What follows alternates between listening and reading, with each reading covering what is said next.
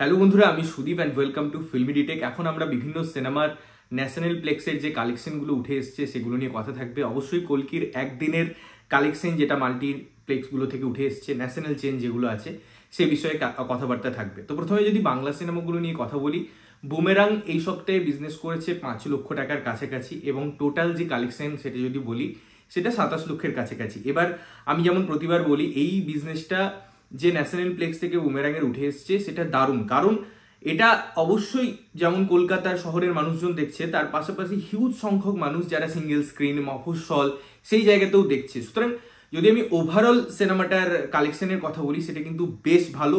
এই যে আমরা একটা সমানুপাত অনুপাত এইসবের বিষয়ে ক্যালকুলেশন করি ন্যাশনাল প্লেক্স থেকে, সেগুলো কিছু কিছু ক্ষেত্রে অনেক বেড়ে যায়। যেমন এই বুমেরাং সিনেমাটা, কারণ এখানে অডিয়েন্সের চাহিদা বা দেখার যে প্যাটার্ন সেটা মফস্বলে সিঙ্গেল স্ক্রিনেও সমানভাবে ছাপ রাখছে। সুতরাং সিনেমাটা খুব ভালো বিজনেস করছে। আগামী সপ্তাহেও আশা করা যায় সিনেমাটা ভালো বিজনেস করবে।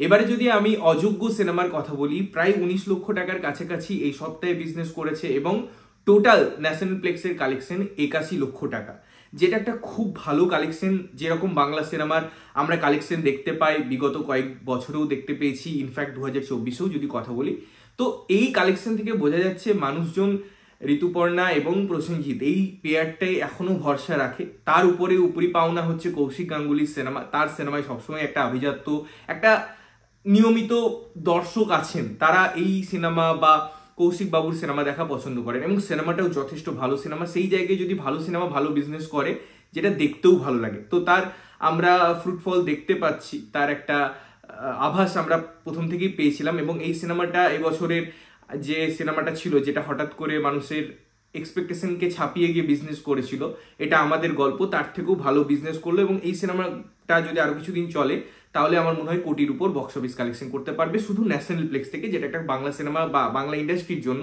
খুব ভালো খবর। এবার যদি অথই সিনেমাটা নিয়ে কথা বলি, সেটা এই সপ্তাহে 7 লক্ষের কাছাকাছি বিজনেস করেছে এবং টোটাল যে কালেকশনটার কথা বলবো সেটা হচ্ছে 23 লক্ষ টাকা।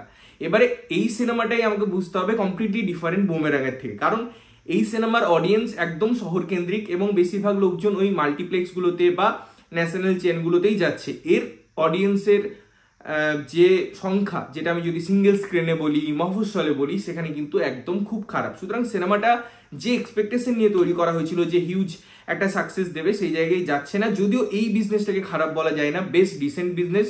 কারণ ন্যাশনাল প্লেক্স থেকে 23 লক্ষ টাকা যদি আরো সামনের দিকে চলে, তাহলে পরে আমার মনে হয় ভালো একটা ডিসেন্ট বিজনেস করবে এবং সেটা করা যেতে পারে, বা আপনারা চাইলে গিয়ে দেখতেই পারেন সিনেমাটা।